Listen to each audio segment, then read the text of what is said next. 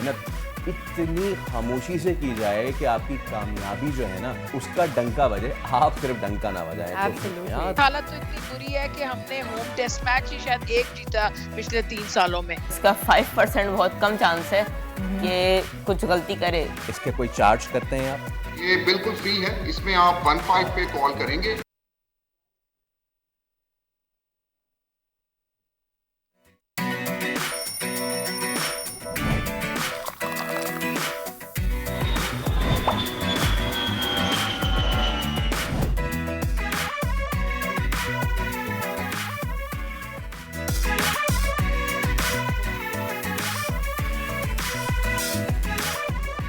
अस्सलाम वालेकुम everyone, very good morning, rise and shine.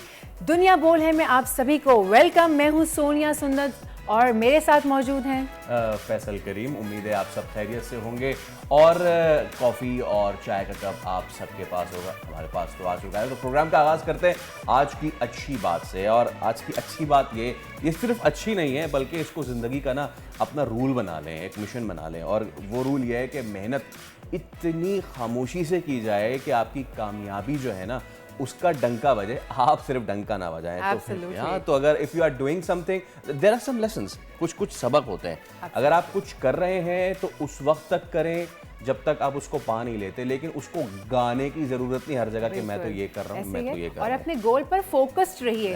आप ये सोचिए कि ये काम जो आप शुरू कर रहे हैं या किया है वो किस मकसद से किया है और उसके जानिब भरपूर तवज्जो रखिए, बजाय ये लोगों में होता है ना, मैं ये करने वाला हूँ, मैं ये करने वाली हूँ, ये सब ना करें। खामोशी से अपने गोल पर फोकस रखिए। सोसाइटी हैशटैग तो मैं सब कर रहा हूँ। तो सबके साथ ही नजर डालेंगे सबसे पहले बड़ी खबर पर। Pakistan cricket rest in peace. कौमी टीम बांग्लादेश से अपनी टेस्ट तारीख की बदतरीन शिकस्त के करीब। बारिश या कोई मौजज़ा ही मैच बचाए तो बचाए, हमारे खिलाड़ी मैच नहीं बचाने वाले। हमारी क्रिकेट आखिर इतना नीचे कैसे गिर गई? ग्रुपबंदी, अंदरूनी सियासत या बोर्ड के मामला?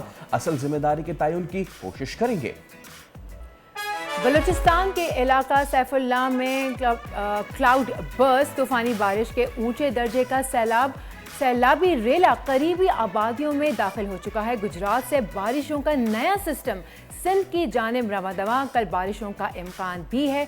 कहां कहां और कब बारिश होगी बताएंगे हम आपको इस प्रोग्राम में। पंजाब पुलिस का बड़ा इकदाम। साहिवाल में मैकेनिक ऑन व्हील सर्विस शुरू कर दी। गाड़ी खराब होने की सूरत में पुलिस मोबाइल एक कॉल पर खुद मैकेनिक लेकर पहुंचती है। पंजाब पुलिस अनोखी सर्विस का आइडिया कहां से आया, डीपीओ साहिवाल से जानेंगे। और बर्लिन मैराथन में सब्ज हिलाली परचम सर बुलंद करने का अज़म। पाकिस्तानी एथलीट ने जीत के लिए कमर कस ली। 29 सितंबर को लंबी रेस के लिए मोहम्मद सज्जाद की क्या तैयारियां हैं, आज इन्हीं से जानेंगे आज के प्रोग्राम में। तो एक बार फिर आपको करते हैं वेलकम आज के शो में। हम कोशिश तो ये करते हैं कि सुबह सुबह आपको अच्छी खबरें दें, अच्छे आपके सामने टॉपिक्स रखें। और खेल जो है, खेल का मैदान, वो तो हमारा सबसे फेवरेट टॉपिक है ही। लेकिन क्या किया जाए कि पाकिस्तान का क्रिकेट फ़ैन होना, मैंने कल कहा था पाकिस्तान का क्रिकेट फ़ैन होना इतना मुश्किल है जितना नंगे पैर पहाड़ सर करना। तो हम तो ये पहाड़ पता नहीं कब से सर किए जा रहे हैं। 24 करोड़ आबादी है हमारी, उसमें से कुछ नहीं तो 20 करोड़ तो लवर्स होंगे ही क्रिकेट के, छोटे बच्चों से लेके बुजुर्गों तक। लेकिन मैं थी, मुझे उसमें से निकाल दें आप। अच्छा, आपने भी लाताल्लुकी का ऐलान कर दिया। बिल्कुल, बहुत सारे लोग गालिबन आज लाताल्लुकी का ऐलान इसलिए भी कर देंगे क्योंकि जो हो रहा है इस वक्त पिंडी में वो किसी से देखा नहीं जा रहा है। पाकिस्तान ने इस टेस्ट मैच में, जो दूसरा टेस्ट मैच है, उसमें एक रे ऑफ होप, एक रे ऑफ ग्लिमर जरूर दिखाई थी। लेकिन फिर हुआ ये कि बांग्लादेश ने कल जो है वो ऐसा खेल पेश किया, पहले उन्होंने पाकिस्तान की सारी बैटिंग लाइन उड़ा दी और पाकिस्तान ने एक बहुत ही माइन्यूट किस्म का टोटल दिया है। जब हम खेलते हैं ना तो हमें लगता है कि वो विकेट बॉलिंग विकेट है, फिर जब वो वाले खेलने आते हैं तो लगता है कि ये तो बैटिंग विकेट है, क्योंकि बांग्लादेश को सिर्फ अब 143 रन दरकार हैं जीतने के लिए। और लगता है कि आज ना पाकिस्तान का मुकम्मल वाइट वॉश हो जाएगा। इसमें हम ऐसा करते हैं कि जरा किसी क्रिकेटर को या क्रिकेटर एनालिस्ट को जो है बुला के ज़रा पूछा जाए। मेरा दिल तो चाह रहा है कि पूरी क्रिकेट टीम को ना हम यहाँ इन्वाइट करें और फिर उनसे बात करें। वहाँ आप पढ़ भी रहे होंगे कि हमारी क्रिकेट आखिर इतने नीचे कैसे आ गई है और क्रिकेट फैंस को यही दिन देखना रह गया था। नहीं, नहीं, ये दिन तो हम बहुत देख चुके हैं ना। अभी ताज़ा हम वर्ल्ड कप में अमेरिका से हारे, नाको चने चबवाए हमें दीगर एसोसिएट टीमों ने भी, तो किसी ना किसी दिन तो ये होना था। तो अब इसी पे हम बात कर लेते हैं। लीना अजीज़ क्रिकेट एक्सपर्ट हमारे साथ मौजूद है। अस्सलाम वालेकुम Leena, welcome to the show. अब सवाल पहला यही है कि होम ग्राउंड पर वाइट वॉश का खतरा है और किसी और से नहीं, बांग्लादेश से है, और वो भी टेस्ट मैच में। Pakistan at home is like a gift, they keep on giving. तो दूसरी टेस्ट की जो दूसरी इनिंग्स है, कैसे देखती हैं उसको आप? देखिए फैसल सुंदर, बात यह है कि वो पुराना ज़माना था जब वसीम वकार होते थे, शुएब अख्तर होता था, उसके बाद हमारे पास सईद अजमल होते थे, उमर गुल होते थे। ऐसे जब हमारे पास बॉलर्स थे जिस ज़माने में, उस वक्त हम 170 180 को भी डिफेंड कर लेते थे। लेकिन ये जो हमारे बॉलर्स हैं, एक तो ये सोचने की बात है कि ये बिल्कुल नए बॉलर्स हैं। ऑल्दो इन्होंने पहली इनिंग्स में ज़बरदस्त परफॉर्मेंस दी। ये डोमेस्टिक से आए हुए बॉलर मोहम्मद अली हैं या खुरम शहजाद हैं या मीर हमजा है, तीनों ने एक ज़बरदस्त लेंथ पे बॉलिंग की, बहुत अच्छी बॉलिंग की। लेकिन ये जो स्कोर है इसको डिफेंड करना मुश्किल है। ऑल्दो यहाँ पर बारिश के बड़े इम्कान है और मुश्किल है कि ये मैच कंप्लीट हो। अगर होगा तो ये डिफेंड करना आसान नहीं होगा, क्योंकि हमारे वो बॉलर्स के पास ना वो एक्सपीरियंस है, ना वो कैलिबर है जो कि वसीम वकार के पास था या शुएब अख्तर के पास या सईद अजमल के पास या सकलैन मुश्ताक के पास था या मोहम्मद मुश्ताक अहमद के पास था, ये या यासिर शाह के पास था। ये वो बॉलर्स नहीं है।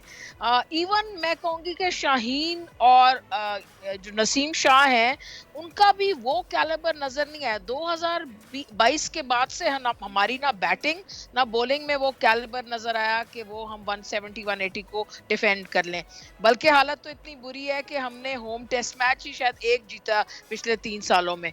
तो ये जो, और हम तकरीबन bottom of the table as far as the test world championship is concern. So हालात अच्छे नहीं है, बहुत कुछ करने की जरूरत है और बहुत कुछ जो हुआ है पिछले 6 महीने में वो करने की जरूरत नहीं थी। So you know it's not easy. बिल्कुल बिल्कुल बिल्कुल लीना, एक ऐसी टीम जिसके लिए टेस्ट सीरीज़ में सलमान आगा का 37 रन्स के साथ इनिंग्स के साथ टॉप स्कोर करना है, उस टीम के लिए उस वक्त कितनी बड़ी सर्जरी की ज़रूरत है। क्योंकि एक छोटी और बड़ी सर्जरीज तो हमने देख ली हैं, अफाका तो नहीं देखा है।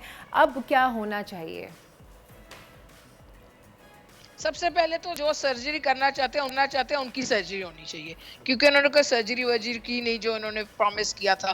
बल्कि पाकिस्तान क्रिकेट को हाल ही में, जो मैं ये नहीं कहूँगी कि पिछले 4 सालों में इन्होंने ही ख़राब कर दिया, मैं कह रही हूँ कि हाल ही में जब से इन्होंने ओहदा संभाला चेयरमैन का, इन्होंने बहुत डिसीजंस ऐसे लिए हैं।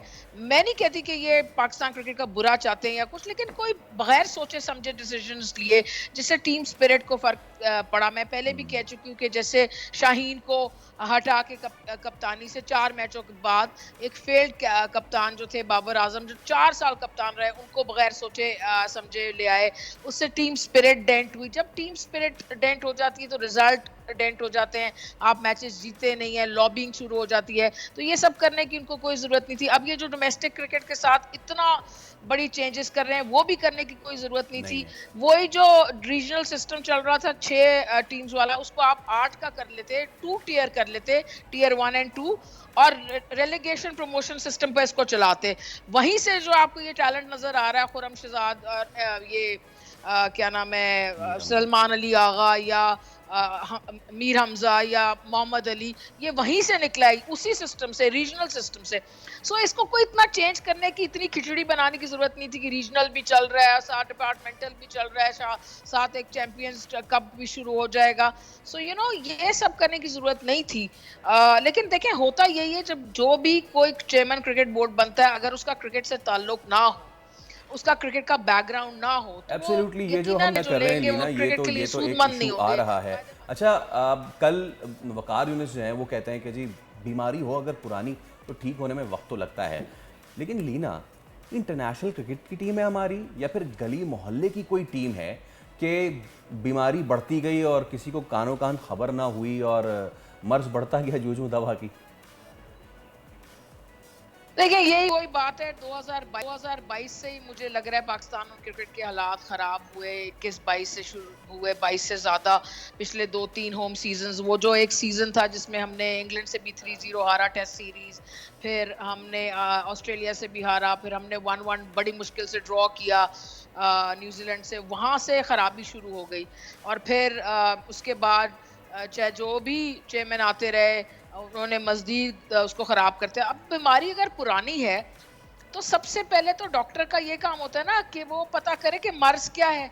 मर्ज किए बगैर इलाज शुरू कर देते हैं तो उससे तो कोई बीमारी को आराम नहीं आता, बीमारी और खराब होती जाती है और पुरानी होती जाती है और क्रॉनिक होती जाती है और ला इलाज होती जाती है। अब ऐसा लग रहा है कि पाकिस्तान की क्रिकेट ला इलाज हो गई है, बिकॉज पिछले जो डॉक्टर्स आए उन्होंने बीमारी का तो कुछ पता ही नहीं किया, दवाइयां लिखते गए, दवाइयां गलत सही, ट्रायल एंड एरर का मैं लफ्ज इस्तेमाल कर रही हूँ, वो हुआ तो इसलिए ये बीमारी तो होती गई खराब। अब क्या गारंटी है, पिछले 6 महीने से हमें तो नहीं नजर आ रहा कि बीमारी का कोई इलाज हो रहा है। वही तरीका जारी है कि भाई दवाइयां लिखे जाओ, शायद ये बीमारी खुद सही हो जाए। तो ये खुद नहीं सही होगी। वकार यूनुस को भी ये समझना पड़ेगा कि ये बीमारी हुई कैसे पुरानी। आप देखें ना, पहले तो उसकी नब्ज पकड़े बीमारी की और उसका सही इलाज शुरू करें। जब सही इलाज शुरू हो जाएगा, छेड़छाड़ कम होगी, डोमेस्टिक को वापस वो 6 टीम्स पे ले जाएंगे, 6 से 8 पे ले जाएं, 2 टीयर्स पे ले जाएं, कायद आजम ट्रॉफी कराएं, पाकिस्तान कप कराएं, नेशनल T20 कराएं। That is about it, that is more than enough. इतने ज्यादा कप अनाउंस करें, टूर्स। बिल्कुल बिल्कुल, आप सही कहिए। एक सवाल और कि क्या टीम के खिलाड़ियों में शोहरत का शौक भी नुकसान का बायस हो सकता है? क्योंकि किसी भी प्रोडक्ट के लिए या प्रोडक्टिविटी के लिए खदमात का देना भी तो है ना, मतलब लाइक आप जब तक एफर्ट्स नहीं करेंगे तो मुमकिन ही नहीं है कि सामने से जो है वो रिजल्ट्स आएँ। इसके साथ साथ PCB का अपना मीडिया सेल और वहाँ हर चीज़ की वीडियो बनना, साथ एक दूसरे से इख्तलाफात रखना, ऐसा लगता है कि क्रिकेट से ज़्यादा तवज्जो बाकी कामों पर है। देखिए सुंदर फैसल, मैं आपको एक बात बताऊं कि मैंने पहले ये बात तो एड्रेस कर दी कि ये जो टू मेनी चेंजेस होते हैं, too many cooks spoil the broth, यानी कि बहुत से लोग अगर खाना पकाएंगे तो खाने का काशर ही हो जाएगा। तो ये जो पिछले 3-4 साल में इतने चेयरमैन चेंज हुए और हर ने अपना विजन लाया, उसकी वजह से बहुत सी बीमारियां जो हैं वो बढ़ गई। और ये जो आपने सवाल किया कि जो प्रोडक्ट्स को इंडोर्स करने के लिए तो ये बिल्कुल सही होते हैं, वो भी और बात है क्योंकि उनको पैसे मिल रहे होते हैं, शोहरत मिल रही होती है। सोशल मीडिया ने भी बड़ा ख़राब किया टीम को। मेरी पर्सनल नज़र में जो PCB का मीडिया सेल है उसमें जो इन्होंने बच्चे डाले हैं जो हर मोमेंट पे कि यहाँ से कमरे से बाहर निकले तो तस्वीरें वीडियो, नीचे लॉन में गए तो तस्वीरें वीडियो, किसी फैन से मिल रहे तो वीडियोस, लड़ाई हो रही है फैन से तो वीडियो, हर चीज का वीडियो डालने की कोई जरूरत नहीं। और ये इन्होंने जो हमारे PCB का मीडिया सेल है, इसने ये शौक प्लेयरों में इतना बढ़ा दिया कि ये इनको सिर्फ यही हो गया कि भाई मेरी कितने व्यूज हैं, मेरे कितनी लाइक्स हैं, मेरे कितने सब्सक्राइबर हैं, मेरे कितने पैसे आ रहे हैं सोशल मीडिया से। खासकर बाबर आजम ने इस शौक को लीड किया और उसके साथ जो बाकी फेमस प्लेयर्स हैं वो भी कोई कम नहीं। लेकिन इसमें फिर मैं कहूंगी कि PCB मीडिया सेल का बड़ा कसूर है। हर चीज को डॉक्यूमेंट करने की कोई जरूरत नहीं है। पाकिस्तान का खिलाड़ी बाथरूम जा रहा है और निकल रहा है और कमरे से बाहर आ रहा है, लॉबी में है, खाना खा रहा है, किससे बात कर रहा है, हमें कोई जरूरत नहीं उसको ये पता, उसका ये सब पता करने के लिए। हमें जरूरत है कि वो फिट हो, टीम के लिए परफॉर्मेंस दे, मुल्क के लिए परफॉर्मेंस दे, एक दूसरे के साथ यूनिटी हो टीम में, ये लॉबिंग ना हो, हर एक को कप्तान बनने का शौक ना हो, ये सब चीजों की जरूरत है। अब बाकी टीम्स आप देखें, इवन बांग्लादेश किस लिए अच्छी है, क्योंकि इसमें ये सब चीजें नहीं है। कमर्शियल एस्पेक्ट बहुत ज्यादा है हमारी टीम में, जो कि हर सूरत कम होना चाहिए, हर सूरत। और इसको जो शुरू करने वाले हैं वो PCB खुद है, उनका मीडिया सेल है। और मैंने बहुत दफा ये बात की है, ये सोशल मीडिया के शौक और हर वक्त बयानात और हर वक्त तस्वीरें और फैन से इतना ज्यादा एब्सोल्युटली बिल्कुल। बहुत शुक्रिया अलीना साहिबा तशरीफ लाने के लिए और इस बात पर रोशनी डालने के लिए। सवाल तो मेरे जहनों में बहुत, हम सभी के जहनों में बहुत सारे सवाल हैं, लेकिन वक्त हो जाता है एक ब्रेक का। ब्रेक लेते हैं, ब्रेक के बाद वापस आते हैं और दुनिया बोल को आगे बढ़ाते हैं।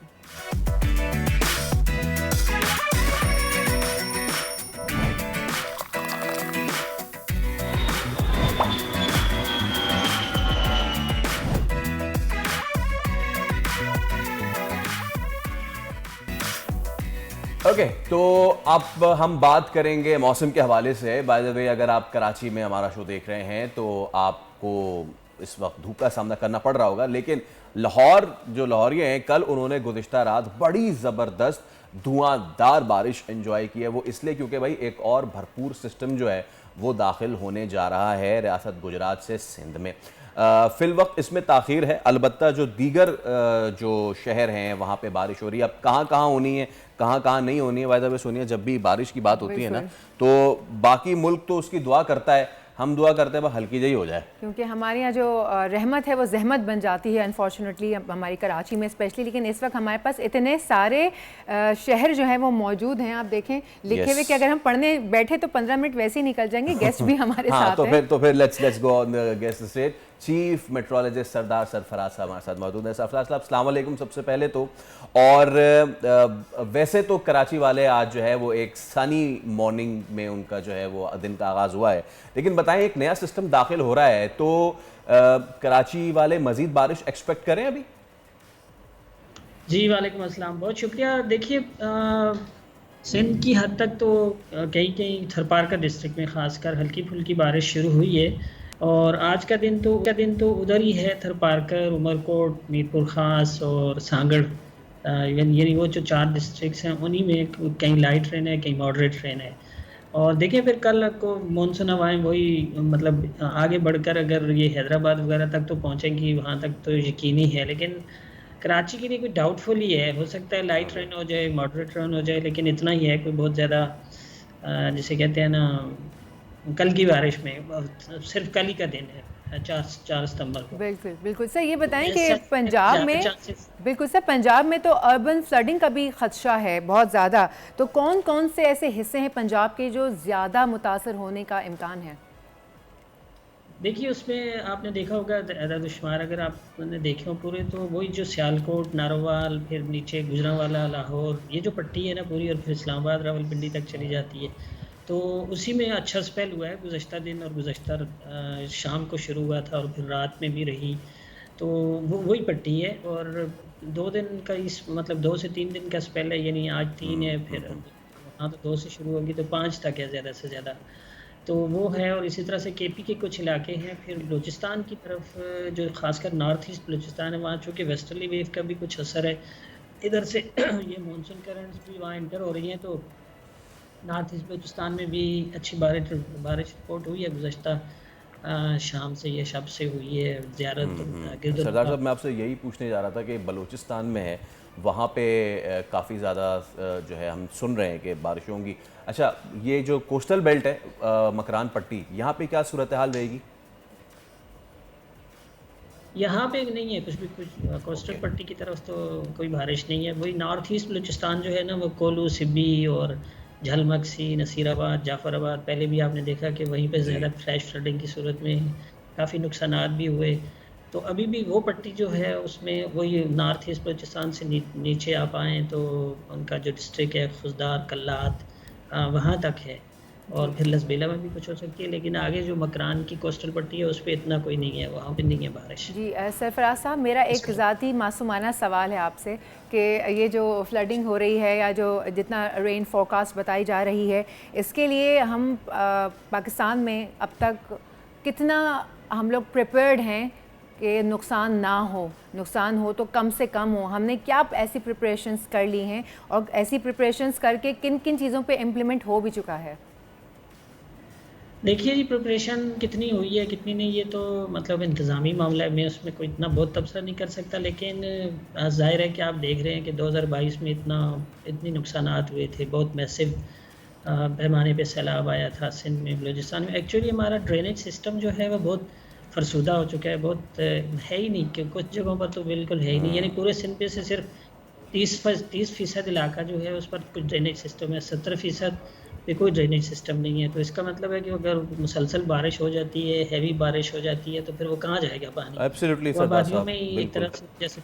अच्छा सरदार साहब, तो खैबर पख्तूनख्वा में भी अलर्ट वगैरह जारी हुए हैं, ख़ास तौर पे उन लोगों के लिए जो सयाह वगैरह हैं। अभी हमने देखा था पिछले दिनों कुमराट में फंस गए थे, दोबारा वहाँ पे वार्निंग जारी हुई है, तो KPK का भी बता दीजिएगा और साथ GB का भी बता दीजिएगा, क्योंकि ये 2 टूरिस्ट स्पॉट्स हैं ना, यहाँ पे कितनी बारिश एक्सपेक्टेड है? जी, बिल्कुल सही कहा आपने। केपी में स्वात पूरा मलाकंड भी है, उसमें स्वात डिस्ट्रिक्ट और दीर ये कुमराट वैली जो है उसमें अपर दीर में आती है, ये जगह जो हैं। और इसी तरह से अजहर डिवीजन की तरफ कागान नारान और गलियात का इलाका जो होता है। और फिर मरी में तो इतने प्रॉब्लम नहीं होता, लेकिन गलियात में प्रॉब्लम हो जाती है, और कागान नारान की तरफ बिलखुसूस। और फिर ऊपर चले जाएँ आप तो गिलगित बल्तिस्तान और वादी कश्मीर, ये तमाम हॉट स्पॉट्स हैं उसके लिए। क्योंकि वहाँ अगर कोई मतलब ये कि कोई एक ही स्पेल हैवी स्पेल हो जाए, बेशक वो नीचे आबादियों में ना हो, लेकिन पहाड़ों पर खासकर अगर हो जाए तो फ्लैश फ्लडिंग की सूरत में काफ़ी वो हो जाते हैं, मसाइल पैदा हो जाते हैं। तो बिल्कुल इसलिए बिल्कुल। टूरिस्ट अभी जी जी जी सरफराज जी साहब, बहुत बहुत शुक्रिया प्रोग्राम में एडवांस तशरीफ़ लाने, बहुत शुक्रिया। और वक्त हो जाता है ब्रेक का, लेकिन ब्रेक में जाने से पहले प्लीज़ जो लोग टूरिस्ट हैं जो वहाँ पर मौजूद हैं या वेकेशंस पे जाने का प्लान कर रहे हैं, प्लीज़ देखभाल के जाइए। यहाँ लेते हैं ब्रेक, ब्रेक के बाद वापस आते हैं, प्रोग्राम का सिलसिला यहीं से बताएंगे।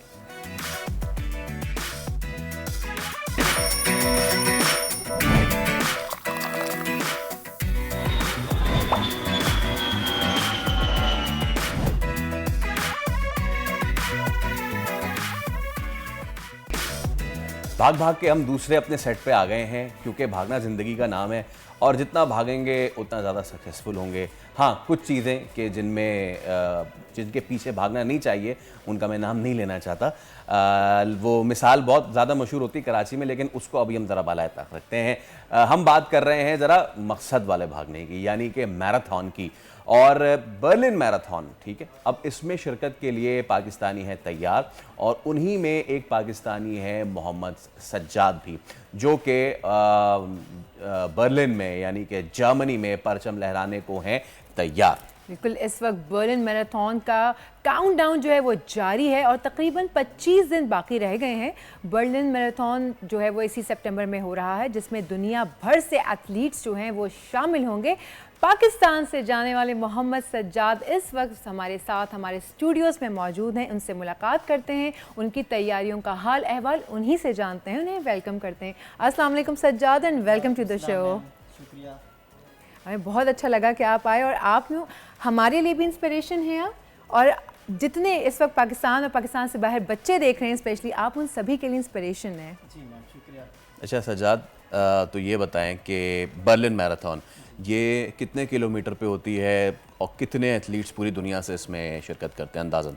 जनाब, मैराथन जो टोटल डिस्टेंस होता है वो होता है 42.195 किलोमीटर, तो करीब करीब हम 42.2 कह देते हैं। ठीक है। और हर मैराथन में मतलब जहाँ भी वर्ल्ड में कोई ना कोई मैराथन हो रही है, तो उसके हिसाब से मतलब वो कितनी मशहूर है, कितनी लोगों में उसकी चाहत है, तो उस हिसाब से एथलीट होते हैं। तो हर साल एथलीट कम व बेश बढ़ते रहते हैं, कम होते रहते हैं। तो बर्लिन मैराथन में करीब 48 से 50 हज़ार लोग आते हैं हमेशा। इस तरह लंदन मैराथन है, उसमें भी 50 हज़ार से ऊपर लोग आते हैं, और भी काफ़ी बड़ी मैराथन, बॉस्टन में भी, और ये सारे। सज्जाद, लास्ट ईयर भी आपने पार्टिसिपेट किया था, इस साल भी आप पार्टिसिपेट करने जा रहे हैं, तो अपनी रैंकिंग को बेहतर बनाने में और इस सब में कितनी मेहनत लगती है, मुझे बताइएगा। जो लोग इस वक्त देख रहे हैं, मैराथन रनिंग कितनी मुख्तलिफ होती है स्प्रिंटिंग से, और इसके लिए क्या तैयारी करनी पड़ती है, कितने सालों की ये तैयारी इस पे लगती है, ज़रा ये बताएं। मैराथन या हो या आप वैसे कोई भी फिज़िकल एक्टिविटी हो, मतलब आप गेम कर रहे हैं, आप किसी भी लेवल के एथलीट हैं किसी भी फील्ड में, तो आपको मेहनत तो लाजमी करनी होगी, तैयारी चाहिए। जहाँ तक मैराथन की बात है तो आपको काफ़ी वक्त लगता है, ज़ाहिर इसके लिए आपको एक इतना लंबा डिस्टेंस करना है मुसलसल बगैर रुके, तो आपको तैयारी काफ़ी चाहिए। मतलब कम व बेश आपको 3 से 4 माह चाहिए एक अच्छी तैयारी के लिए। तो वैसे अगर आप अपना लेवल देखें एक एथलीट बनने के नाते, तो आपको कई सालों पर ये सफ़र मुहित होता है, अगर आप एक किसी हद तक जाना चाह रहे हो तो। वैसे हमारे जो देखने वाले हैं जो इस वक्त आपसे इंस्पायर्ड हैं, वो ये भी जानना चाहते हैं कि वो तैयारी है क्या, उसमें आपकी डाइट, उसमें आपका वर्कआउट, उसमें आपका स्लीप पैटर्न वो भी शामिल होगा यकीनन। थोड़ा सा वो शेयर करेंगे आप हमारे साथ? हाँ ज़रूर, बिल्कुल मैम, आपने सही कहा कि इसमें आपको मुख्तलिफ टाइप के ट्रेनिंग रन्स करने होते हैं। लाइक आपने काफ़ी सफ़र लंबा भी करना होता है कभी कभार, जिसे हम लॉन्ग रन कहते हैं। इंटरवल सेशन होता है जिसमें आपने काफ़ी तेज़ दौड़ना होता है, और रुक रुक के बीच में ज़रा रेस्ट होता है आपका। और ये तो काफ़ी चीज़ें होंगी ट्रेनिंग के हवाले से। बाकी आपका स्लीप पैटर्न, आपको अच्छी नींद चाहिए, स्पेशली रात की नींद, दिन की बात नहीं कर जी रहे, वो बहुत ज़रूरी है। वो भी एक हिस्सा इस चीज़ का। आपकी डाइट अच्छी होनी चाहिए, आपको पानी ज़्यादा पीना चाहिए, हाइड्रेशन आपकी अच्छी होनी चाहिए, और आपको अपनी इंजरी का ख्याल रखना चाहिए कि आप इंजरी से काफ़ी दूर रहें। तो ये तमाम चीज़ें मिलकर आपको एक मैराथन में कामयाब बनाती हैं। अच्छा सजाद, जब भी मैराथन इवन अगर आप या फिर अगर आप नॉर्मल जो मैराथन्स है वो देखें जो हर मुल्क में होती है दुनिया में, तो हम देखते हैं कि अफ्रीकन कंट्रीज़, ठीक है, घाना हो गया, इथियोपिया हो गया, केनिया हो गया, यहाँ के जो मैराथन रनर्स हैं, स्प्रिंटर्स नहीं, स्प्रिंट में तो फिर वो अमेरिका या फिर वो जो ट्रिनिडाड एंड टोबैगो, वो जो अलजायर हैं सारे, वहाँ के बड़े जाने माने हैं, यूसेन बोल्ट से लेके बाकी सब। लेकिन स्प्रिंट जो मैराथन है उसमें ये वाले जो अफ्रीकन कंट्रीज़ हैं इनका अपर हैंड क्यों है?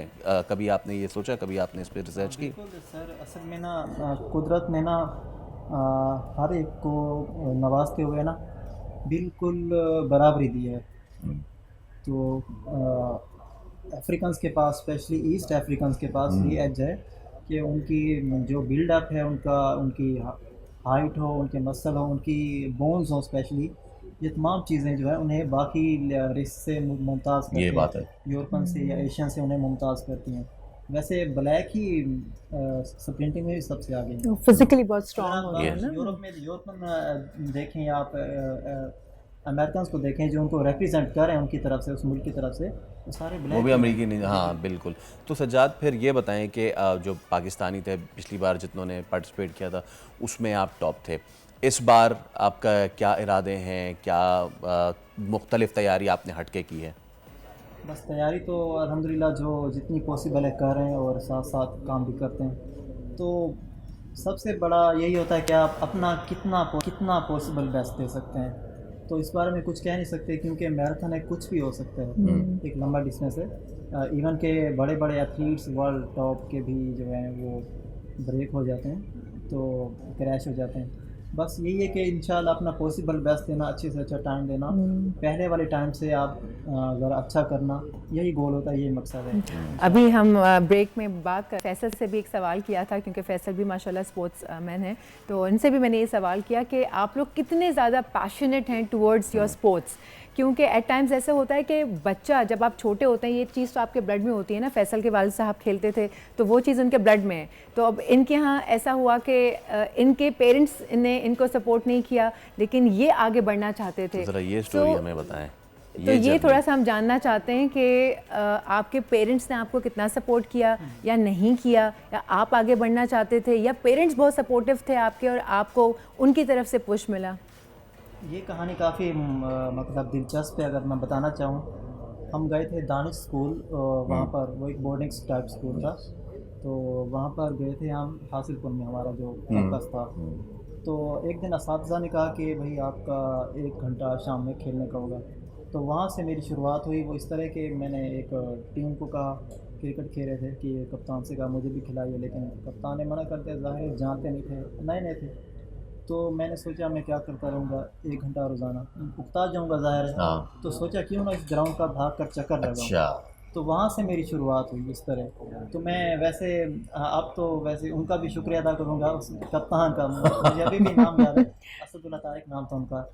वैसे एक लम्हा होता है जहाँ से आपकी चेंज होती है। एब्सोल्युटली। तो अब आती है बात पेरेंट्स पर। तो पेरेंट्स, ज़ाहिर है आपका पेरेंट्स से बढ़कर तो आपका कोई ख्याल रखने वाला नहीं है, तो वो यकीनन आपकी बेहतरी चाहेंगे। तो इसमें 2 एस्पेक्ट होते हैं।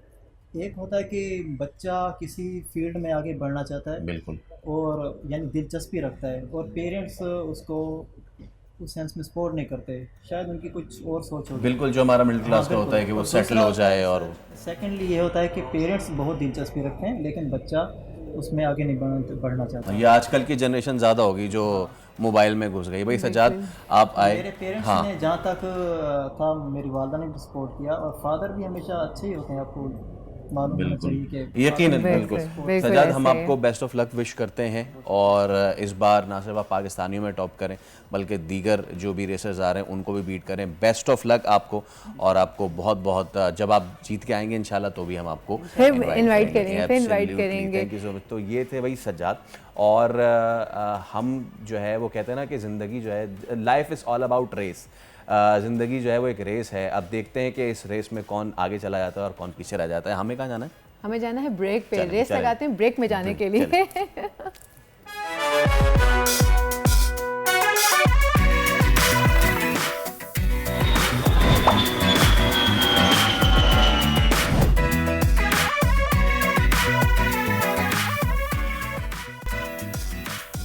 वेलकम बैक जनाब। दुनिया बोल है में एक मरतबा फिर आप सभी को वेलकम।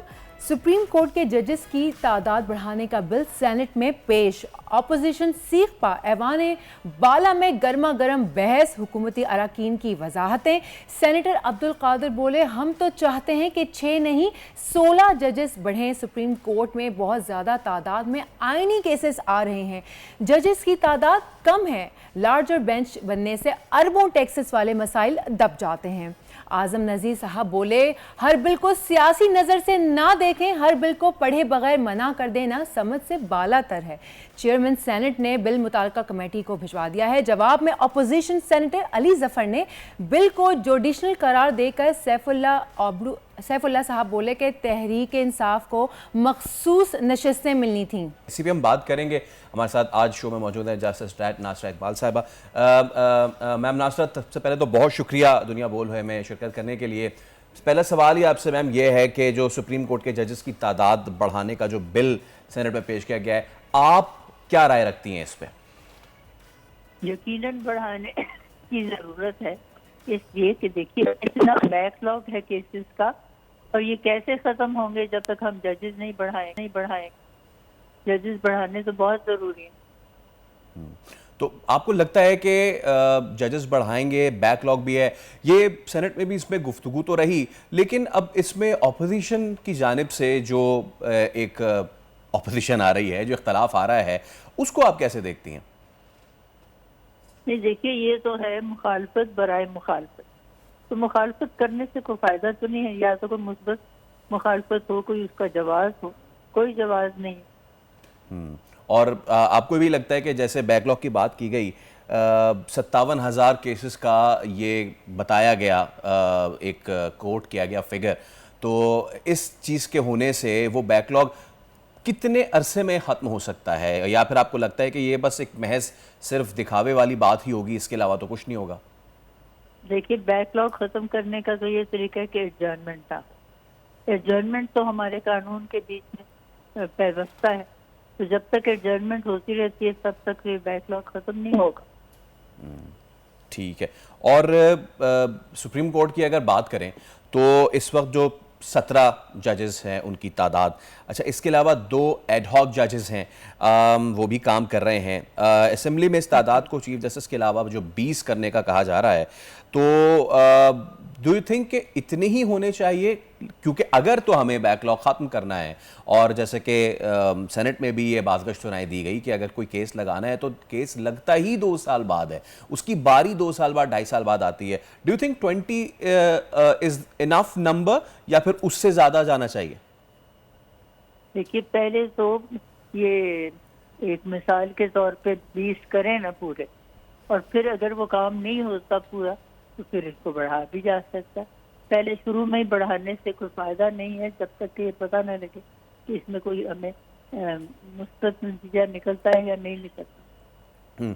और नासरा साहिबा, एक अगर ये चीज़ हो जाती है तो इससे, क्योंकि हम कानूनी ज़बान में लफ्ज़ प्रेसिडेंट बहुत यूज़ करते हैं ना, हम अभी तो सिर्फ ये सुप्रीम कोर्ट की बात हो रही है, आप बतौर माहिर कानून आप बहुत बेहतर समझती हैं कि पाकिस्तान की लोअर कोर्ट्स में भी कितना ज़्यादा प्रेशर और कितना ज़्यादा दबाव है। अगर तो जजेस की तादाद में इजाफा हो जाता है तो आपको लगता है कि ये एक प्रेसिडेंट सेट हो सकता है, और उसके बाद दीगर जो लोअर कोर्ट्स हैं उनमें भी फिर जजेस की तादाद में इजाफा हो, ताकि जो साइल है वो साला साल इंतज़ार ना करे अपनी बारी आने का? यकीनन देखिए, लोअर कोर्ट से ही तो शुरू होती है इब्तिदा केस की, वहाँ से होती है। जब तक वहाँ नंबर ऑफ जजेस जो है वो बढ़ाया ना जाए तो ऊपर को तो बढ़ाने का कोई फायदा ही नहीं है। तो सबसे पहले तो ये है कि निचले कोर्टों में बढ़ाने की जरूरत है। जब वहाँ पे पूरे हो जाए और वहाँ पे पता लगे कि इत्तवा कम हो रही है तो फिर ऊपर की तरफ आए। जी, बहुत बहुत शुक्रिया नासरा साहिबा तशरीफ़ लाने के लिए और वक्त देने के लिए। ऐसा मेरे ख्याल से अब हम ब्रेक में जाते हैं, क्योंकि ब्रेक के बाद एक बहुत ही नन्ना मुन्ना मेहमान हमारे सेट पर आएगा एक बहुत ही स्पेशल चीज़ के साथ। तो ब्रेक लेते हैं, ब्रेक लीजिए, ब्रेक के बाद वापस आइए और एक और गेस्ट से हम आपको मिलाएंगे। Let's take a break.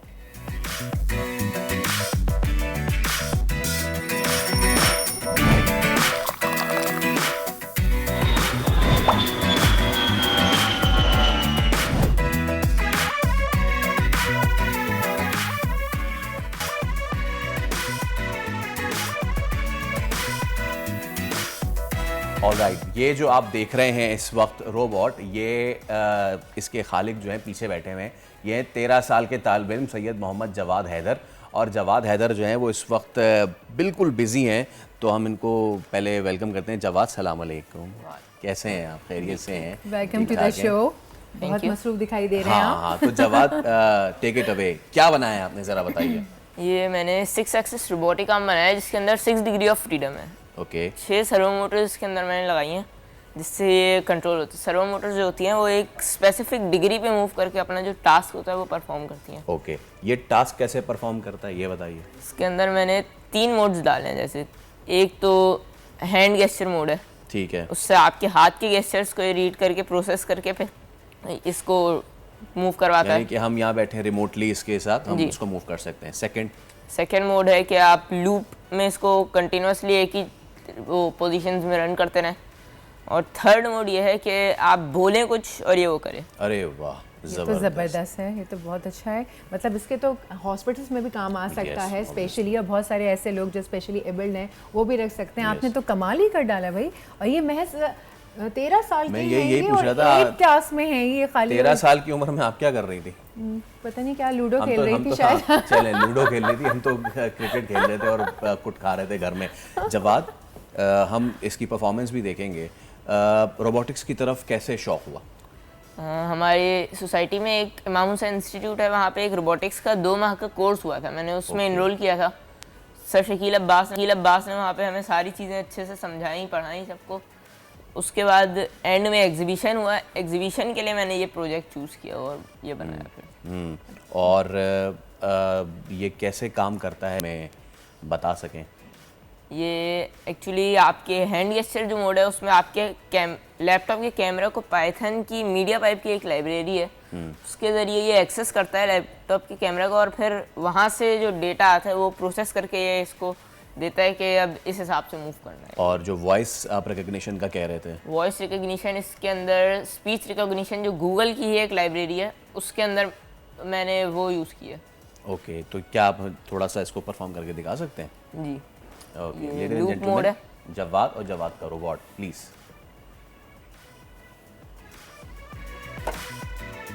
Can we zoom it? Thank you. Okay, तो ये आप ज़बरदस्त। ओके जवाद, इसके क्या क्या यूज़ हो सकते हैं? ये अच्छा, इसने ये ऑब्जेक्ट जो है जिस पे ग्रिप कर लिया है, ये इसको ग्रिप भी करेगा एंड देन ये इसको इसी तरह पिक करेगा। रिमोटली अगर आप कोई काम करना चाहते हैं, या फिर एक रोबोटिक आर्म होता है जो कि लेबॉर्ट्रीज़ में ज़्यादातर इस तरह होता है, तो जवाद ज़रा हमें बताएं कि इसके क्या क्या यूजेस जो हैं वो हो सकते हैं। इसको हम फैक्ट्रीज वगैरह में यूज़ कर सकते हैं। जैसे अब एक टास्क है वो बार बार परफॉर्म करना है, जैसे अब डब्बे में कोई चीज़ है उसको पैक करना है। ओके, उसके लिए अब आप कोई वर्कर रख रहे हैं, उसके लिए तो लेबर कॉस्ट ज़्यादा लग रही है ना आपको। ये अगर आप उसकी जगह लगा दें तो ये 24/7 आपका काम भी करता रहेगा और इसकी लेबर कॉस्ट उससे कम होगी बहुत। ना पानी मांगेगा, ना कहेगा कि मम्मी बीमार है, ना तो वो कहेगा कि फुप्पो की शादी में जाना है। लेकिन मेंटेनेंस तो फिर भी मांगेगा ना। अच्छा जवाद, ज़रा ये तो बताएं, प्रोटोटाइप है ये, कॉस्ट आपने सारा कितना इसमें लगा और क्या इसके मामला हैं? इसको बनाने में मुझे 2 से 3 महीने का टाइम लगा है। इसके अंदर कॉस्ट 10 से 15 हज़ार तक की कॉस्ट आई है। बाकी फ्रेम वगैरह मैंने खरीद के खुद बिल्ड किया है पूरा। अच्छा, सिर्फ पार्ट्स इसके खरीदे थे वो। हाँ, उसको बिल्ड करने में भी 1 आध हफ्ता लगा था। वाह यार, ये तो मतलब 2 से 3 महीने में 10 से 15 हज़ार में अपना रोबोटिक आर्म बना दिया। ये बताएं, ये आपको तो उन्होंने ये तो नहीं बताया होगा ना कि ये बनाना है, उन्होंने तो आपको तरीक़ेकार समझाया होगा कि ऐसे करने से हम ये मशीनरी बना सकते हैं। आपके माइंड में सोच क्या आई कि मैं ये ऐसा कुछ बनाऊं? जैसे अब बॉम्ब डिस्पोजल स्क्वाड्स वगैरह होती हैं, वो खतरनाक जगहों पे जाती हैं, बहुत उनका ख़तरनाक काम है। अगर छोटी सी भी गलती हो जाती है तो उनकी कीमती जानें ज़ाया हो सकती हैं। ये अगर उनकी जगह जाए और इसका 5% बहुत कम चांस है कि कुछ गलती करे भी तो तब भी उनमें से किसी को कुछ नुकसान ना हो, ये इसी को अगर हो सर्टेनली ऐसे ही होगा। लेकिन क्या ज़बरदस्त चीज़ बनाई है, फ्रॉम अस्पताल में इस्तेमाल से लेके सर्जरी और ये सारी चीजें, हर चीज़ में बॉम्ब डिस्पोजेबल, जिस तरह से उन्होंने बताया जो आइडिया, एक तो ये माशाल्लाह से ज़हीन है इतने कि उन्होंने इतनी सी उम्र में ये बना डाला, ये आइडिया, ये सोच जो है। तो ये पता है इंस्पिरेशन ऐसे बच्चे हमने इसलिए बुलाए हैं कि जो वालिदैन देख रहे हैं इस वक्त, स्पेशली जो बच्चे देख रहे हैं, अगर आपके बच्चे में कोई स्किल है तो उसे पॉलिश कीजिए। ये आपकी वालदा जो हैं वो इस वक्त यहाँ पर सेट पे, स्टूडियो पे भी हमारे सामने मौजूद हैं, उनको सैल्यूट करना चाहूँगी, क्योंकि देखिए ऐसे बच्चे जब होते हैं ना घर में और वालिदैन की सपोर्ट होती है तो फिर वो ऐसे प्लेटफॉर्म पर ऐसी चीज़ें बनाते हैं और ये फिर आगे कहाँ तक जाएंगी। हाँ तो ये पूछ लेते हैं, हाँ भाई जवाद, कहाँ तक जाएंगे, कहाँ तक लेके जाने का इरादा है? फ्यूचर का क्या प्लान है? मेरा फ्यूचर का इसके अंदर आर्टिफिशियल इंटेलिजेंस इम्प्लीमेंट करने का प्लान है कि कुछ बोलो तो ये वो पूरा, जैसे आप इससे बोलें कि ये बना दो, कुछ कुक कर दो, तो वो खुद इंग्रेडिएंट्स उठाए, चूल्हा जलाए सब, फिर इसको रेसिपी के फीड सिर्फ करनी पड़े। वर्कर्स की नौकरी खतरे में नहीं है।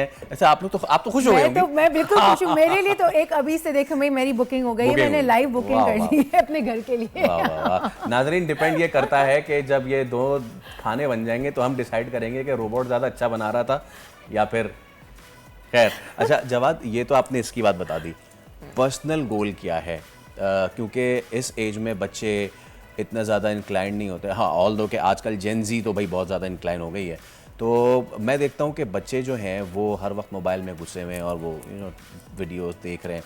आपने उस टेक्नोलॉजी का इतना अच्छा इस्तेमाल किया है, मुझे बताएं कि अपने लिए आप आगे क्या फील्ड ऑफ स्टडी रखना चाहेंगे, क्या करना चाहेंगे, यही करना परस्यू करना चाहेंगे? मैं आगे सॉफ्टवेयर इंजीनियरिंग में जाना पसंद करूँगा। ओके।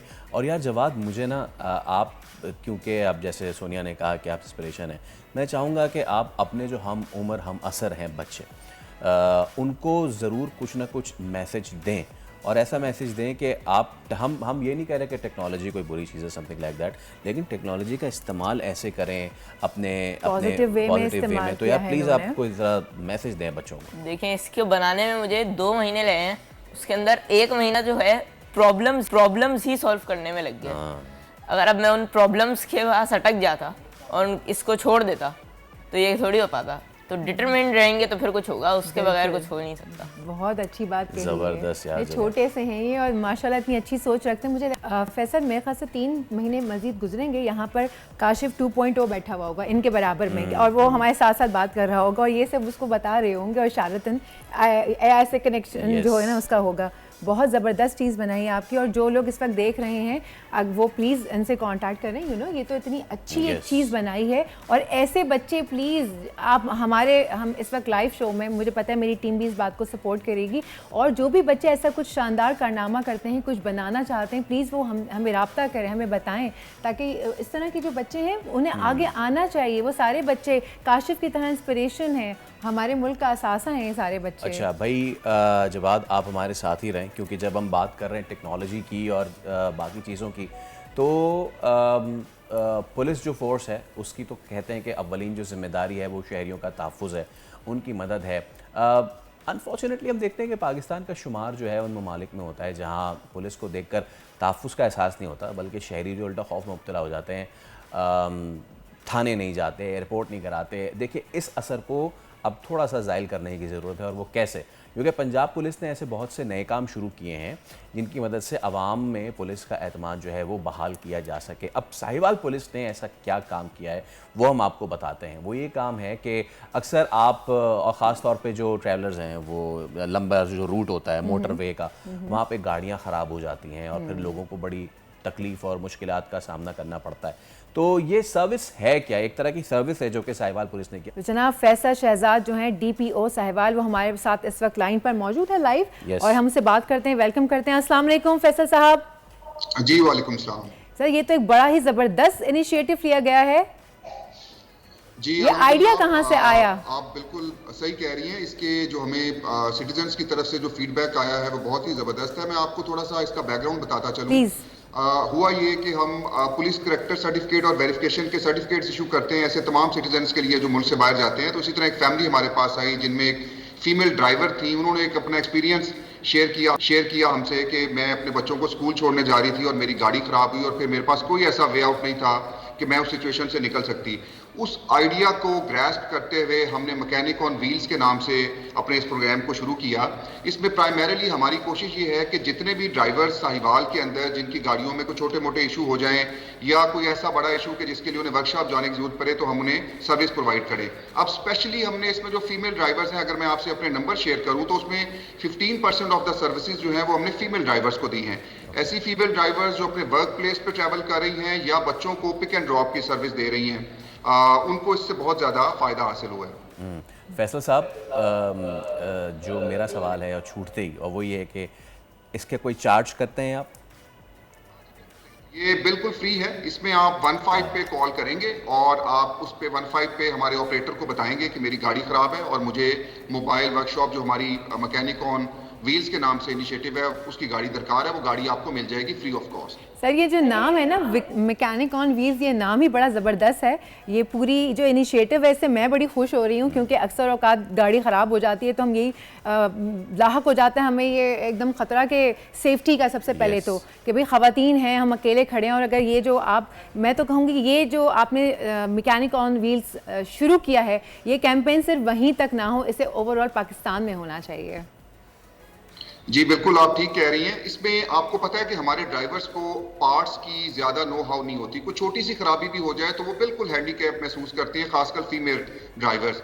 जब हमारे ये मैकेनिक ऑन व्हील्स के मैकेनिक्स वहाँ पहुँचते हैं तो हमने उन्हें टूल किट्स प्रोवाइड कर दिए हैं। वो जो इमीडिएटली रिजॉल्व होने वाला इशू होता है वो विदिन 5-10 मिनट्स उनका इशू रिजॉल्व हो जाता है। इससे न सिर्फ टाइम की बचत होती है बल्कि वो जो आप पॉइंट आउट कर रही हैं, एक सेंस ऑफ सिक्योरिटी भी शहरी के अंदर पैदा होता है कि मुझे स्टेट रिस्पॉन्ड कर रही है मेरे प्रॉब्लम के टाइम पे। एग्जैक्टली।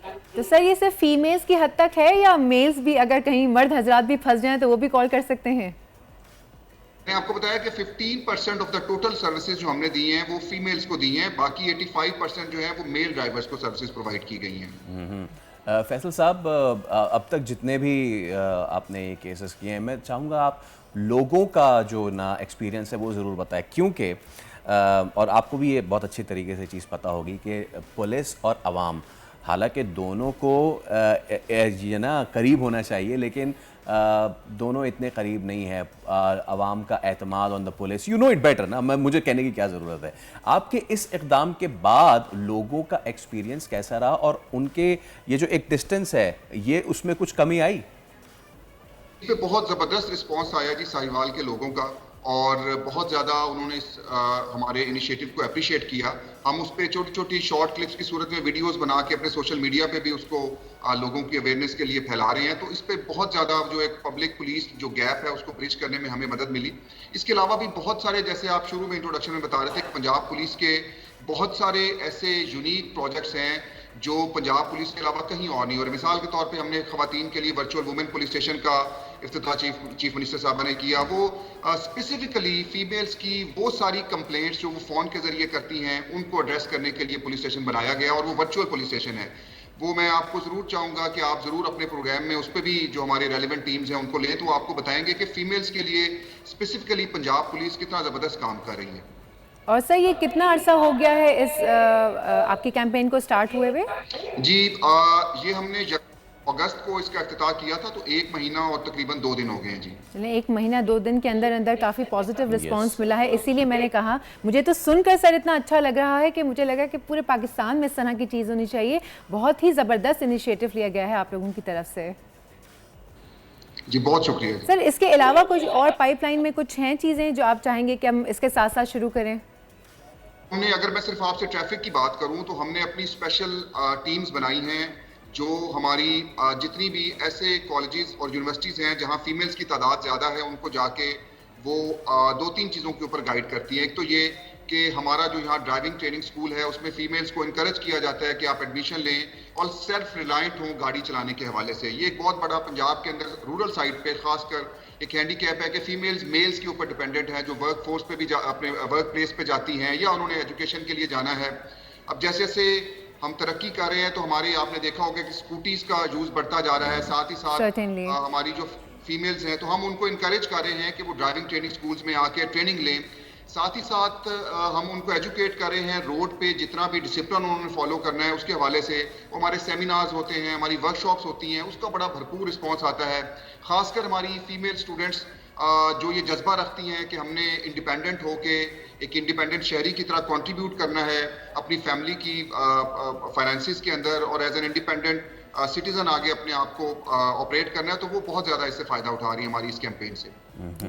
ठीक है, बहुत शुक्रिया फैसल साहब, और उम्मीद करते हैं कि इसी तरीके से जो है वो पुलिस की तरफ से इक़दाम किए जाएंगे, ऐसे इक़दाम के जो आवाम दोस्त हों, बल्कि वो जो हैं आवाम और पुलिस के दरमियान जो एक ब्रिज है उसको भी गैप करने में बहुत फैसल, ये तो हीरो पाकिस्तान का सेगमेंट हो गया हमारा। क्या कारनामा वहाँ से और क्या सेट पे, मतलब लाइव दोनों तरह से जो है ना हीरोज जो हैं वो हमारे साथ आज मौजूद रहे हैं। जवाद, आपका भी बहुत शुक्रिया, best of luck to you, और हम उम्मीद करते हैं कि आप आज आपने एक छोटा सा प्रोटोटाइप बनाया है, कल आप इसको मज़ीद बेहतर करें और उसमें मज़ीद एडवांसमेंट लाएं और आप जो करना चाहते हैं उसमें पूरी तरह कामयाब हो। Thank you so much. Thank you so much. अब बढ़ते हैं ब्रेक के जानिब, चलते हैं ब्रेक के जानिब। ब्रेक के बाद वापस आएंगे और दुनिया बोल है को आगे बढ़ाएंगे।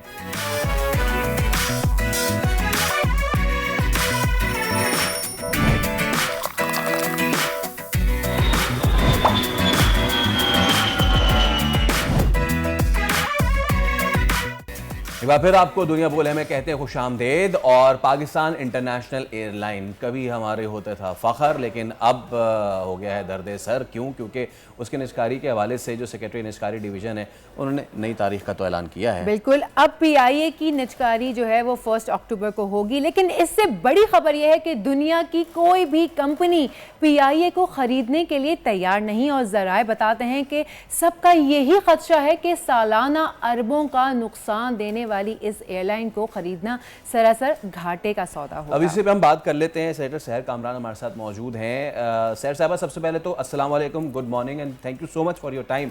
आप बड़ी वोकल रही हैं, उस कमेटी का हिस्सा भी हैं जिस वक्त ये तमाम तर चीज़ें डिस्कस हो रही थी। हमें ज़रा बताइएगा क्या रखना और क्या मसला आ रहा है? कोई फॉरेन बिडर आ रहा है PIA की प्राइवेटाइजेशन के लिए? वालेकुम सलाम। सबसे पहले तो सोनिया, मैं आपको जो है wish you good luck in both, और I hope you and Faisal Karim will really create a momentum and a difference. अच्छा, जो बात आप PIA की कर रहे हैं, देखिए उस दिन हमारे सामने जो अदाद शुमार रखे गए, लेकिन सोचने की बात यह है कि वो PIA जिसने दुनिया की दूसरी बेहतरीन एयरलाइंस को बनाया, वो PIA जो कि 2011-12 तक जो है ऑपरेटिंग प्रॉफिट दे रही थी, आखिर ऐसा क्या हुआ कि उस PIA के ये हालात हो गए? यानी मैं समझ रही हूँ PIA तो PIA, आप देखिए रोजवेल्ट होटल जो कि प्राइम लोकेशन पे है और यूनाइटेड नेशंस की बिल्डिंग के सामने बिल्कुल वॉकिंग डिस्टेंस पे है, वो उस जगह पे, उस प्राइम लोकेशन पे वो होटल नहीं चल रहा, यहाँ पे PIA नहीं चल रही। और ये मुझे तो लगता है कि क्योंकि हुकूमत से निज़ाम हुकूमत नहीं चल रहा और उनके पास कोई रिसोर्सेज और वसाइल नहीं है, तो एक OLX कंपनी बन गई है कि सब बेच दो। बाकी आप बेचेंगे, मगर हमें उसके साथ बहुत सारे अवामिल का जायजा लेना है कि आखिर कभी एक गौर व खौफ वजूहात भी तो होना चाहिए कि किस वजह से जो है वो PIA इस खसारे तक पहुंची। यानी 2015 में आपने प्राइवेटाइजेशन का प्रोग्राम बना लिया, उसके बाद हमें सिर्फ खसारा दर खसारा मिला, लेकिन जहां कारोबारी लोगों के कॉन्फ्लिक्ट ऑफ इंटरेस्ट आ जाते हैं, वहां पर जो है फिर हुकूमती इदारे क्या चलेंगे। तो एक चीज मैंने ये कही थी कि एक परफॉर्मेंस ऑडिट भी होना चाहिए। ये कहना कि अब बेच दो, लेकिन क्या इस बात पे सवाल उठेगा, क्या इस बात पे गौर व खौफ होगा, क्या इस बात का कोई जो है ऑडिट होगा कि क्या वजूहात हुई, किसकी कारकर्दगी खराब रही, किस तरह से एक चलती हुई एयरलाइन खसारे की नजर हो गई और क्यों उसको जो है वो खसारे से नहीं निकाला गया। यानी 2015 से उसका जो है वो खसारे का सफर शुरू होता है और उसके बाद हमने देखा कि वो जो तहरीक इंसाफ के दौर में एक वजीर साहब उठते हैं और उन्होंने हमारे लाइसेंस पायलट जो कि दुनिया के जो है वो पायलट जो है ट्रेनिंग देते, आपने उनके लाइसेंस पर आपने उनकी जो है क्रेडिबिलिटी पे सवाल उठा दिया, PIA के रूट्स बेच दिए। जब मुस्लिम लीग नवाज की हुकूमत आई तो इन्होंने जो है बचाई है कि ये 2011 में मेरे ख्याल में सदर मुमलिकत आसिफ अली जरदारी की तजवीज़ थी कि पीआईए के रूट्स को बढ़ाया जाए और उसके जो रूट्स शेयर किए जाएं और तुर्की की एयरलाइन के साथ था कि इस्तांबुल तक हमारी फ्लाइट्स जाएं और आगे, ताकि हम दुनिया के हर कोने तक जो है वो अपने मुसाफिरों को पहुंचा सकें। एब्सोल्युटली सर साहब, लेकिन लेकिन हो तो बिल्कुल उसके बरक्स रहा है। अब मैं क्लेम है, एक मिनट मुझे और दें। जी प्लीज मुझे और दें कि देखिए उसके बाद क्या हुआ कि मुस्लिम लीग नवाज के दौर में पीआईए की को एक बजट एयरलाइन जो थी तुर्की की, उसको वेट लीज पे दे दिया गया। आपने अपने अमले को रिडंडेंट करके बिठा दिया, उनका अमला भी ले आए, उनको उनकी अदायगी भी की, और आपने जो है वो पीआईए की, यहाँ से मैं समझती हूँ यहाँ से उसके खसारे का आगाज हुआ। और आज जो है पीआईए की बोली लग रही है। फिर आप कहते थे कि जी पहले आएंगे इंटरनेशनल बिडर्स आएंगे, वो उसको खरीदेंगे, उसके अंदर कोई नई रूट डालेंगे। अब आप कहते हैं कि नहीं वो तो इंटरनेशनल बिडर्स तो आए नहीं, अगर वो आएंगे तो वो हमारी जो यहाँ से जो फाइनेंसेस है वो बाहर ले जाएंगे, इसलिए कि आए नहीं। अंगूर खट्टे वाली बात है ये। हाँ बिल्कुल। और सैर साहबा please correct me if I am wrong, पिछले 8 साल में 500 बिलियन का खसारा है, लॉस है पीआईए का। और पिछले साल जो पिछला हमारा माली साल है उसमें तो 80 बिलियन अलोन जो है वो लॉस खड़ा हुआ है। इतने बड़े लॉस के साथ, मतलब मुझे कोई चीज 100 रुपए लॉस के साथ मिल रही है तो भाई मैं तो नहीं लूंगा। 80 बिलियन 500 बिलियन लायबिलिटी इतनी है, तो कोई रोशनी की किरण नजर आ रही है फॉरेन बिडर्स के लिए, या फिर हम समझे कि ये फिर मामला गड़बड़ है?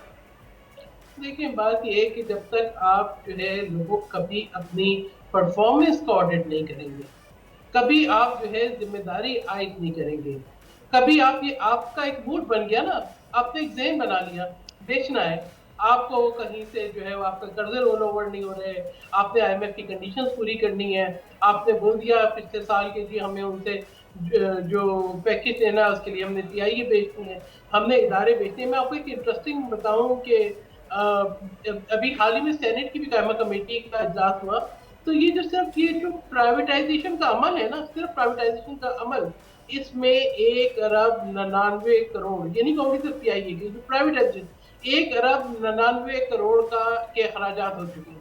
अब बताएं इसको जहन कबूल करता है? यानी मेरी सोच और मेरा जहन तो कबूल नहीं करता। अगर बाकी पाकिस्तान के अवाम का या आप लोग इसको एक्सेप्ट कर सकते हैं तो कर लें, लेकिन मुझे तो ये पूरा प्रोसेस जो है ना बड़ा एक वो लगता है।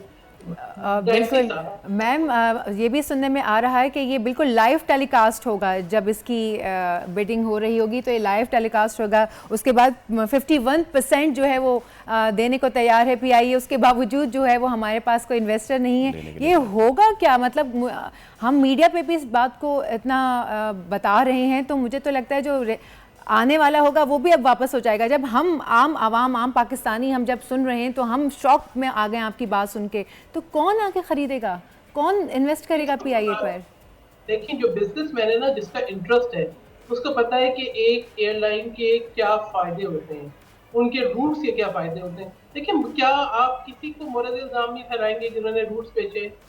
ठीक है, अब आप मुझे बताएं कि प्राइवेट एयरलाइंस चल रही हैं, अब आपके जो खरीदार हैं वो खरीदार भी है, या फ्लाई जना होगा, एयर ब्लू होगा, आरिफ हबीब ग्रुप होगा।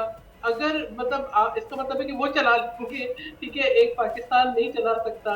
और हमारे जितने भी प्रोफेशनल्स हैं, मैंने तो ये कहा था कि अगर सबसे मेरे ख्याल में बेहतर ही होगा कि आप अपनी ब्यूरोक्रेसी को प्राइवेटाइज कर दें, जो अपनी परफॉर्मेंस दिखाने में, अपनी जिम्मेदारियां पूरी करने में जो है वो के काबिल नहीं है, उसमें नाकाम है, उनको प्राइवेटाइज कर दें। बजाय ये कि आप अपने हर इदारे को प्राइवेटाइज करें। देखिए आपका नेशनल कैरियर होता है, आपका फ्लैग कैरियर होता है। मुझे यह याद है कि मैं सऊदी अरेबिया में थी, पीआईए की कोई, अभी भी आप जाएं, आप बुकिंग कराने जाएं, आपको कोई जो है वो सीट नहीं मिल रही होगी, ठीक है। पीआईए के ऊपर इतना रश होता था। मुझे याद है मैं 2012 में आई हूँ यहाँ पे, लेकिन हम लोग सिफारिशें करते थे कि जी पीआईए में सीट मिल जाए, डायरेक्ट फ्लाइट है। डायरेक्ट फ्लाइट जो है वो आपको, यानी ये तो एक सोचा समझा मंसूबा था जिसके ऊपर 2 हुकूमतों के अंदर ये गौर किया गया। और आप मुझे बताएं कि जो 7,000 मुलाजमीन है, अभी आपके यूटिलिटी स्टोर के मुलाजमीन जो है वो एहतजाज कर रहे थे। मुझे तो लगता है कि ये वाकई सब बेच वाली पॉलिसी है। आप घर के असास से बेचते जाएं तो एक दिन कंगाल ही होंगे, और क्या रहेगा। फिर ये कि आप ये बेच रहे हैं, आप 200 बिलियन की लायबिलिटी आप बेच रहे हैं, उसके साथ और बाकी जो 625 बिलियन की लायबिलिटी आप अदा करेंगे। वो पता नहीं क्या करेंगे सैर साहबा, लेकिन वो पहली तारीख को पता चलेगा। आपका बहुत शुक्रिया, thank you so much for your time. आपसे आगे भी हम बात करते रहेंगे। तो अब जाने का वक्त हुआ है। जाते जाते आपको अपडेट ये कर दें कि फिलहाल बांग्लादेश के 2 खिलाड़ी आउट कर दिए हमने, लेकिन स्कोर इतना ज्यादा नहीं है। तो दुआ करते हैं कि कल हम जब आए तो आपको बता रहे हो कि पाकिस्तानी बॉलर्स ने कमाल कर दिया। ऐसा होने का चांस बहुत कम है। आज के लिए दीजिए इजाजत। बिल्कुल, मैं और फैसल कल हाजिर होंगे इसी एनर्जी के साथ। अल्लाह हाफिज।